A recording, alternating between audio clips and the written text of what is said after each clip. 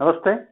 We are starting today's period by using the first definition, that is degree of a term. What is meant by degree of a term? The sum of the indices of all variables in a term. The sum of the indices means power, exponents of all variables. If term contains one variable, then its power. If contains two variables, then sum of the powers.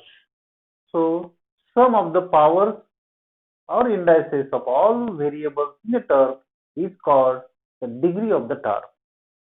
Let us use term and its degree. For example, if I consider the term 5x square, 5 is a constant in multiplication with the variable whose power is 2. So the term is 5x square. We want to find the degree of this term, means power of the variable, index of the variable, and that variable is having the index as a 2. That's why its degree is 2. In second example, the term is minus 3x. The variable is x and its power is 1. That's why that power, that index is nothing but the degree of that term. Third example, 7xy. In 7xy, we are having two variables, x and y. And when two variables are there, we want to add the powers of these two variables. Then that will be the degree of the term. So if I add x and y powers, so we will get 1 plus 1, that is 2. In next example, if we use 3x square y raised to 4, then we are having two variables, x variable, y variable, and the power of this x variable is 2 and that of y is 4. So we are requiring some of these indices. So 2 plus 4, that gives us 6. That gives us 6 as a degree of this term 3x square y raised to 4. And when we are having the term like this, 34, 7, minus 7, plus 8, then this is pure constant number. It is not having any variable attached with this term. So in this case, we are calling the degree of this term as a 0. So constant term is having its degree as a 0 if it occurs singly. Now using this degree, we are defining next definition, that is homogeneous equation. So what is homogeneous equation? An equation in which degree of the every term is same. ऐसा equation जिसमें हर एक term की degree same है. Same कोई भी हो सकती है, वो सेम वाली 1 1 हो सकती है, सेम वाली 2 2 हो सकती है, सेम में 3 3 मेंटेन हो सकता है हर टर्म में, सेम में 4 हो सकता है, सेम में n भी हो सकता है. तो यह है कुछ एग्जांपल्स है. अगर सेम मेंटेन होती है हर टर्म की डिग्री, तो उस केस में उस एग्जाम्पल, उस इक्वेशन को आप होमोजेनियस कहना चाहते हैं. अब मेरे पास कुछ एग्जाम्पल्स है. अब यहाँ इक्वेशंस को कहना चाहते हैं होमोजेनियस, तो इक्वेशन लेफ्ट राइट इसी बीच में इक्वल के फॉर्म में आएगा इसका एग्जाम्पल. तो 2x square plus 3xy minus 5y square is equal to 0. तो इसमें अगर आप ऑब्जर्व करते हैं तो x का पावर 2 है. वेरिएबल का पावर चेक करते डिग्री डिसाइड करते समय, तो x का पावर 2 है. यह x एंड y का मिला के आपको सम के फॉर्म में लेना पड़ेगा, तो ये भी आपको 2 मिलता है.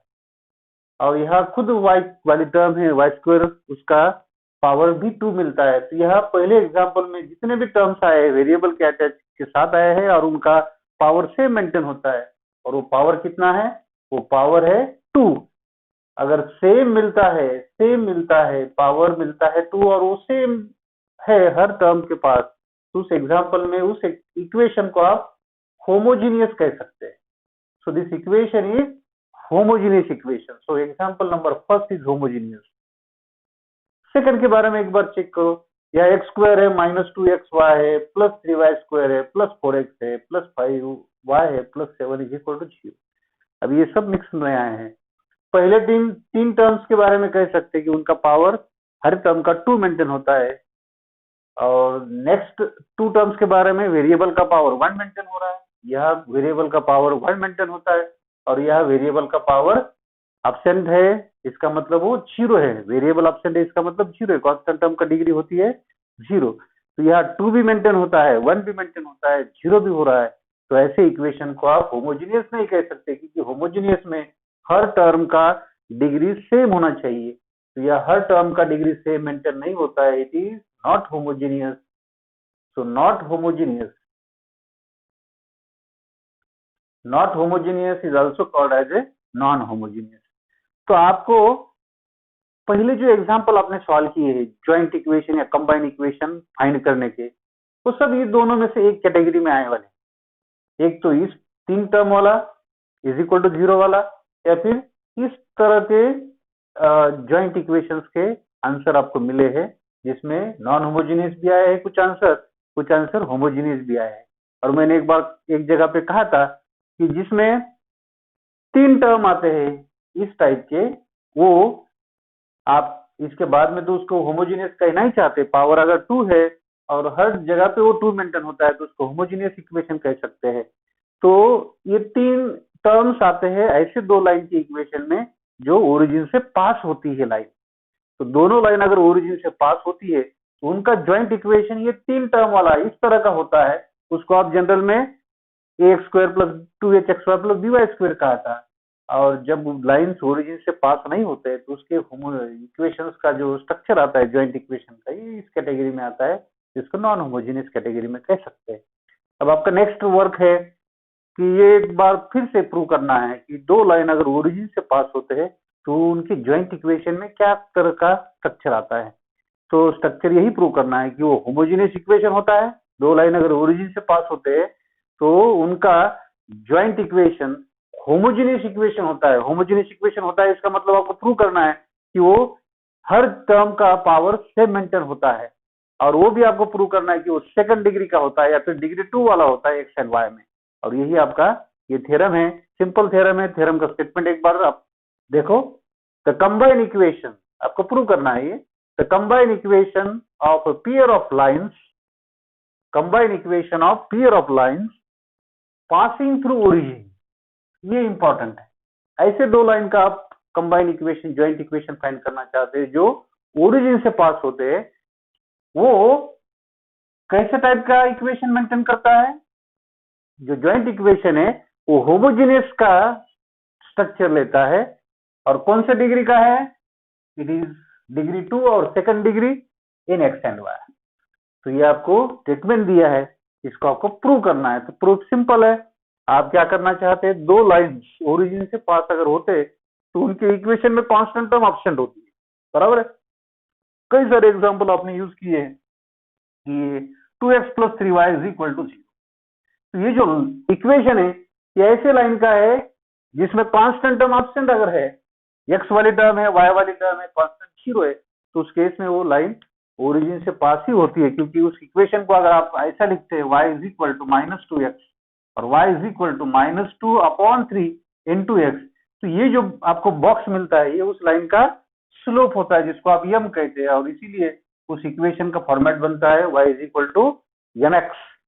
तो उस लाइन का स्लोप है -2/3। तो ये इक्वेशन ऐसा है तो ऐसा लिख सकते हैं, ऐसा है तो ऐसा लिख सकते हैं। तो ओरिजिन से पास होने वाले दोनों इक्वेशंस आपने यूज किए हैं, क्योंकि उनके राइट में आपने 0 यूज किया है। एक्स वाली टर्म है, वाई वाली टर्म है, एक्स वाली टर्म है, वाई वाली टर्म है। तो आपने पहले लाइन का इक्वेशन लिया है a1x plus b1y is equal to 0, and दूसरे लाइन का इक्वेशन है a2x plus b2y is equal to 0। b2 line passing through origin. अब ये 2 लाइन आपके पास अवेलेबल है और आप उनका क्या करना चाहते हैं, आप उनका ज्वाइंट इक्वेशन या फिर कंबाइंड इक्वेशन फाइंड करना चाहते हैं।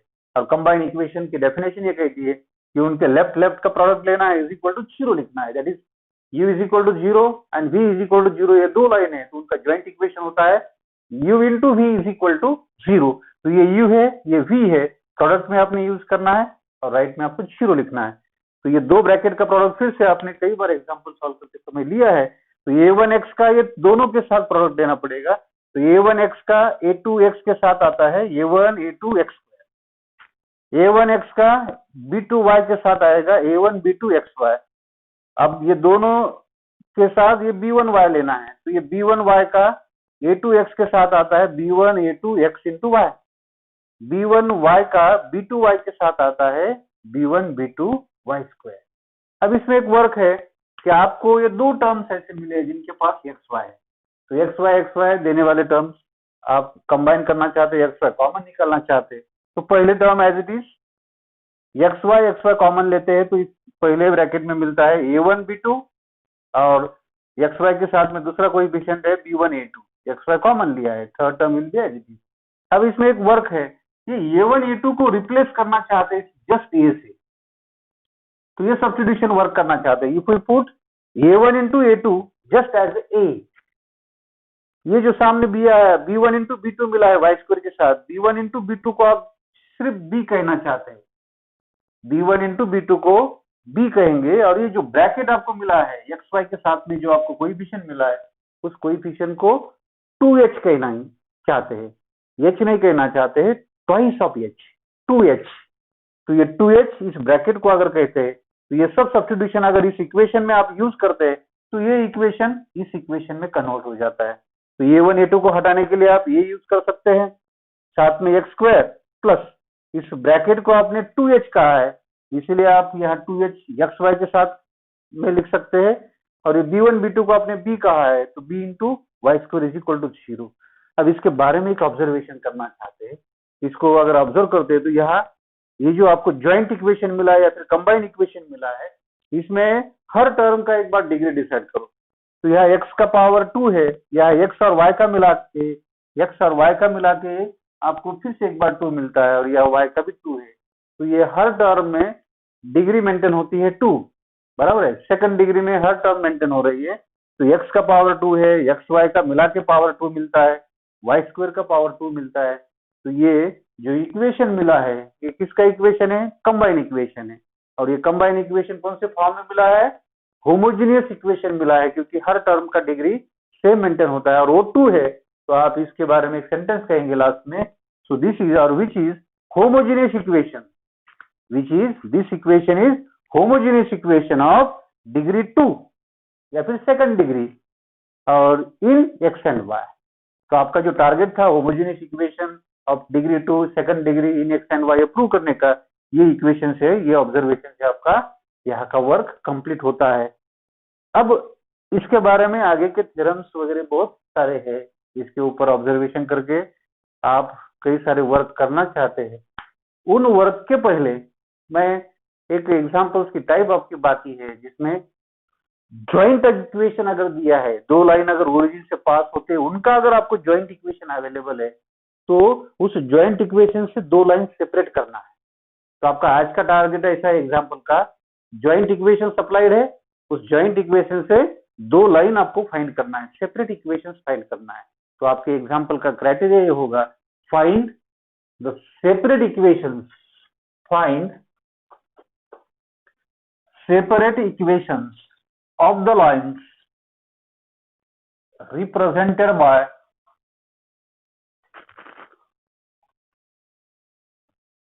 एग्जाम्पल की क्राइटेरिया होगी, find the separate equations, find the separate equations of the lines represented by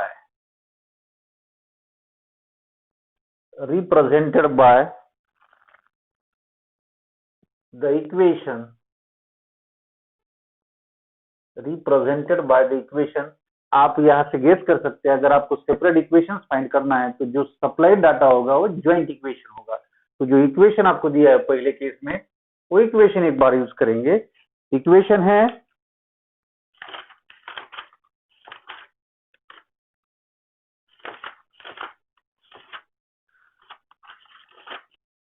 पहला, अगर ये एग्जांपल लेते 3y square plus 7xy is equal to 0। अब ये ज्वाइंट इक्वेशन है, 2 लाइन का है, और इसके अंदर जो 2 लाइन है उनका आप सेपरेट इक्वेशन फाइंड करना चाहते हैं। तो सेपरेट इक्वेशन फाइंड करने के लिए आपके पास जो गिवन इक्वेशन है, गिवन इक्वेशन उससे आप स्टार्ट करना चाहते हैं। तो 3y square plus 7xy is equal to 0। अब इक्वेशन में आपके पास उस एग्जाम्पल को देख के आपको वर्क क्या करना है, वो अलग अलग एग्जाम्पल के हिसाब से अलग अलग वर्क होगा, लेकिन मैं यह कह सकता हूँ यहाँ भी y है यहाँ भी y है। इस एग्जाम्पल को सॉल्व करने की पहली हिंट है कि दोनों में से y कॉमन निकाल, तो 3y स्क्वायर में से y कॉमन निकालते तो 3y मिलता है, और 7xy से 7y कॉमन लेते हैं तो 7x मिलेगा, इज इक्वल टू 0। अब ये दोनों का प्रोडक्ट आपको 0 मिलता है, तो आप कह सकते हैं this implies y is equal to 0 and 3y plus 7x is equal to 0, या एंड कह सकते हैं या फिर और भी कह सकते हैं। तो ये दो जो आपके पास टारगेट करना था, दो इसमें से स्प्लिट अप करना का टारगेट था, वो आपको मिला है। तो यही दो लाइन के सेपरेट इक्वेशन है। So the separate equations are y is equal to 0 and 3y plus 7x is equal to 0। तो आप कह सकते हैं कि ये y is equal to 0 वाली लाइन क्या होती है, किसका equation y is equal to 0? y is equal to 0 तो x एक्सिस का इक्वेशन है, वो भी ओरिजिन से पास होती है, और ये एक लाइन है 7x प्लस 3y कहो या फिर 3y प्लस 7x कहो, ये भी लाइन ओरिजिन से पास होती है क्योंकि इसका कांस्टेंट 0 है। ये पहला एग्जांपल है, सेपरेट इक्वेशन आपको इमीडिएट मिलते हैं। दूसरे एग्जांपल की तरफ जाएंगे। दूसरा एग्जांपल अगर आपके पास अवेलेबल है 5x square minus 9y square, ये दो टर्म्स वाला कह सकते हैं ज्वाइंट इक्वेशन है। तो ये सिंपल रास्ते से स्प्लिट अप करने के लिए उसकी आइडिया आप आगे लेके जा सकते हैं। तो दूसरे एग्जांपल को सॉल्व करते समय आपको फिर से जो इक्वेशन सप्लाइड है वहां से आप स्टार्ट करो। अब इसमें दोनों के पास ना x कॉमन है ना y कॉमन, बराबर है, और दोनों के वेरिएबल का पावर है 2। अब इसको अगर होमोजीनियस है या नहीं वो चेक करना है, कह सकते हैं यहाँ भी पावर 2 है, यहाँ भी पावर 2 वेरिएबल का है, तो डिग्री सेम है तो इक्वेशन होमोजीनियस रहता है। अब होमोजीनियस है तो आप कह सकते हैं कि ये दो लाइन ओरिजिन से पास होने वाले उनका ये ज्वाइंट इक्वेशन हो सकता है। तो कौन से दो लाइन है उनका इक्वेशन फाइंड करना है। तो ये आपको ऐसा लिखना है कि ये पूरी टर्म किसका स्क्वायर है, 5x स्क्वायर, ये किसका स्क्वायर है, ये किसका स्क्वायर है, ये अगर आपको आंसर देना है तो ये √5 इंटू एक्स का होल स्क्वायर। √5 का स्क्वायर क्या होगा, √5 का स्क्वायर होगा 5 और x का आता है x स्क्वायर। तो इस टर्म को ब्रैकेट के स्क्वायर में लिखना है तो मुझे रूट में 5 इंटू एक्स लिखना पड़ेगा, ताकि उसका स्क्वायर अगर करते हैं तो यही आना चाहिए, माइनस एज इट इज। ये 3y स्क्वायर किसका स्क्वायर है, सॉरी 9y स्क्वायर किसका स्क्वायर है, तो 9 तो 3 का स्क्वायर है, तो 3 लिख सकते हैं y और ब्रैकेट का स्क्वायर। तो आपको ये स्ट्रक्चर ऐसा मिला है कि पहले टर्म का स्क्वायर है, दूसरे टर्म का स्क्वायर है, तो इसके दो ब्रैकेट बना सकते हैं, a plus b and a minus b. तो इसको a कहेंगे, इसको b कहेंगे, तो दोनों के दो ब्रैकेट अगर बनाते हैं तो आपके पास पहला ब्रैकेट अगर लिखना है तो √5x plus 3y into √5 into x minus 3y is equal to 0। So this implies ये इसको भी 0 दे सकते हैं और इसको भी 0 दे सकते हैं। So √5 into x plus 3y is equal to 0 और √5x minus 3y is equal to 0।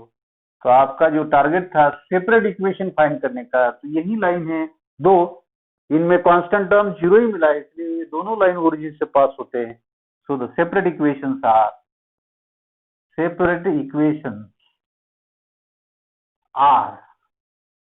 पहले लाइन का इक्वेशन है √5 into x plus 3y is equal to 0, यहाँ कंपल्सरी एंड लिखो, √5 into x minus 3y is equal to 0।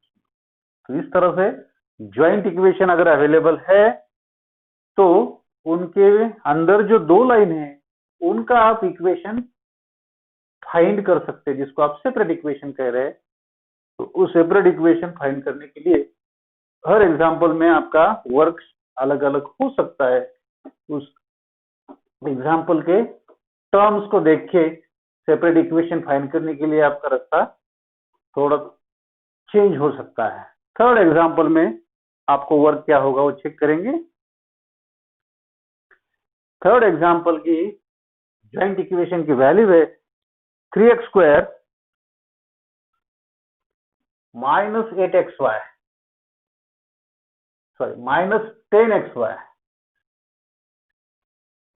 Minus 8y square is equal to 0। अब ये जो joint equation है ये 3 टर्म वाला है। अब थोड़ा सा एक बार आप क्वाड्रेटिक इक्वेशन किस तरह से सॉल्व करते थे उसको एक बार रिमाइंड। क्वाड्रेटिक इक्वेशन में मिडल टर्म को स्प्लिट अप करते थे आप। एक मेथड थी मिडल टर्म को स्प्लिट अप करने की। वो मिडल टर्म ऐसा स्प्लिट अप करो ताकि ये जो पहले और लास्ट वाली जो नंबर है एक्स स्क्वायर और वाई स्क्वायर के साथ, ये एक्स स्क्वायर और वाई स्क्वायर के साथ में जो नंबर्स मिले हैं इनका प्रोडक्ट कितना आता है? इनका प्रोडक्ट आता है -24। तो आपको ऐसे दो टर्म सेलेक्ट करना है, ऐसे दो टर्म सेलेक्ट करना है जिनका प्रोडक्ट भी -24 आ सके और उनकी एडिशन या सब्सट्रैक्शन करके आपको -10 भी आना चाहिए। तो आप कह सकते हो वो मेथड से मैं अगर -12 लेता हूं +2 लेता हूं चलेगा? -12 +2 ये दो टर्म ऐसे है जिनका प्रोडक्ट भी कितना आता है? -24 आता है। और इनको अगर आप ऐड करते हैं, इनको अगर आप ऐड करते हैं तो आंसर भी कितना आता है? -10 इतना ही आता है। तो एक बार फिर से याद में रखो, क्वाड्रेटिक इक्वेशन को स्प्लिट अप मेथड से जो आप वर्क करते हैं वही वर्क आपको यूज करना है। फर्स्ट टर्म और लास्ट टर्म का जो कोएफिशिएंट है जिसको आप ए एंड बी कहते हैं उनका प्रोडक्ट कितना आता है वो चेक करो। तो प्रोडक्ट में आया है -20।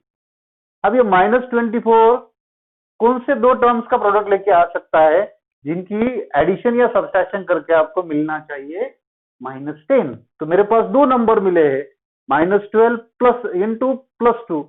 इनका प्रोडक्ट उतना ही आता है जितना ये पहले और लास्ट वाले नंबर का आता है। और इनको अगर मैं ऐड करता हूं तो एडिशन से मुझे मिडल वाला नंबर भी आना चाहिए। तो ये मिडल टर्म को आप स्प्लिट अप करना चाहते हैं, दो टर्म में स्प्लिट अप करना चाहते हैं, तो ये क्वाड्रेटिक इक्वेशन ऐसा ही वर्क है। तो इस वर्क को अगर आप आगे लेके जाते हैं तो इसमें गिवन इक्वेशन को एक बार फिर से यूज करो। Given equation is 3x square minus 10xy minus 8y square is equal to 0। अब आपका टारगेट क्या है? पहले और लास्ट वाले का प्रोडक्ट कितना आया है? -24। तो -24 प्रोडक्ट देने वाले नए दो टर्म्स आपको लाना है जो -12 एंड 2 है। प्रोडक्ट -24 आता है लेकिन दोनों का एडिशन मिडिल वाले नंबर के पास आता है। तो आपका मिडिल टर्म इस तरह से स्प्लिट अप होगा। आप -12 इंटू XY लेना चाहते हैं और प्लस में 2 इंटू XY लेना चाहते हैं, -8y square is equal to 0। तो ये दो टर्म्स -10xy को हटाने के लिए आपने यूज किए। अब इसमें पहले दो टर्म को एक बार यूज करो। पहले दो टर्म में क्या क्या कॉमन है ऐसा अगर आप सोचते हैं तो पहले दो टर्म में 3 कॉमन है, पहले दो टर्म में x भी कॉमन है। तो 3x अगर कॉमन लेते हैं तो 3x लेने के बाद यहाँ सिर्फ x मिलेगा, माइनस यह है तो माइनस लिखना पड़ेगा। 12 से अगर 3 कॉमन लेते हैं तो यहाँ 4 मिलता है। x अगर आप बाहर लेते हैं तो इसके साथ y मिलेगा। ओके, तो पहले दो टर्म्स ऐसे थे जिसके पास 3x कॉमन था। अब आपको ये नेक्स्ट वाले दो टर्म्स के साथ क्या कॉमन है वो चेक करना है। तो आप कह सकते हैं कि बीच में प्लस यूज करना पड़ेगा। ये 2 है, ये 8 है, तो 2 तो डेफिनेटली कॉमन ले सकते हैं। और 2 के साथ में और क्या ले सकते हैं? इसके पास भी y है, इसके पास भी y है, तो y कॉमन ले लो। 2 के साथ y भी मिल सकता है कॉमन। तो 2 और y अगर कॉमन लेते तो इसका क्या बाकी है? x, इसका माइनस एज इट इज। 8 से अगर 2 लेते हैं तो ये फिर से -4 मिलेगा और एक y लेने से और एक y मिलता है और राइट साइड में आपका 0 ही है। तो इस मेथड का एक ऑब्जर्वेशन कंपल्सरी होना चाहिए कि दो जो ब्रैकेट मिले वो सेम होना चाहिए। जैसे क्वाड्रेटिक इक्वेशन में मिलते थे आपको दो सेम ब्रैकेट, तो ये सेम ब्रैकेट का एक ब्रैकेट सेलेक्ट करता है, दोनों में से एक यूज करो। और ये जो आपने कॉमन बाहर लिए हैं दो नंबर, उनका एक ब्रैकेट ले लो और दोनों का प्रोडक्ट ले लो। तो इनका एक प्रोडक्ट तैयार करो, दैट इज 3x + 2y का। और इसके साथ मल्टीप्लीकेशन में एक ब्रैकेट ले लो जो आपको कॉमन ब्रैकेट्स मिले हैं, उसमें से एक का ही लेना है। तो x - 4y = 0। तो आपके पास दो ब्रैकेट का प्रोडक्ट अगर जीरो है तो आप कह सकते हैं कि पहली टर्म भी जीरो है,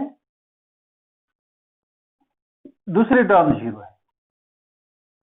आप ये दो इक्वेशंस फाइंड करने के बाद आपका जो आंसर था सेपरेट इक्वेशन का वो डायरेक्ट लिख सकते हैं। दैट्स व्हाई सेपरेट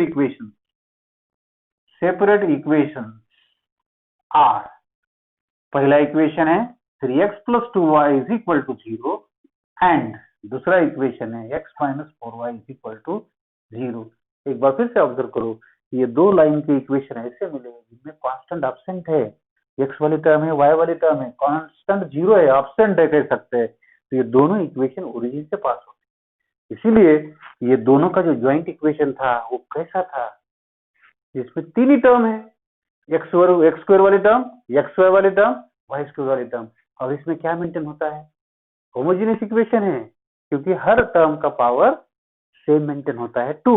इसलिए ये होमोजेनियस इक्वेशन आपको सप्लाइड था, जिससे आपको दो इक्वेशन फाइंड करने का टारगेट था, और दोनों इक्वेशन ओरिजिन से पास होते हैं, उनके लाइन ओरिजिन से पास होते हैं।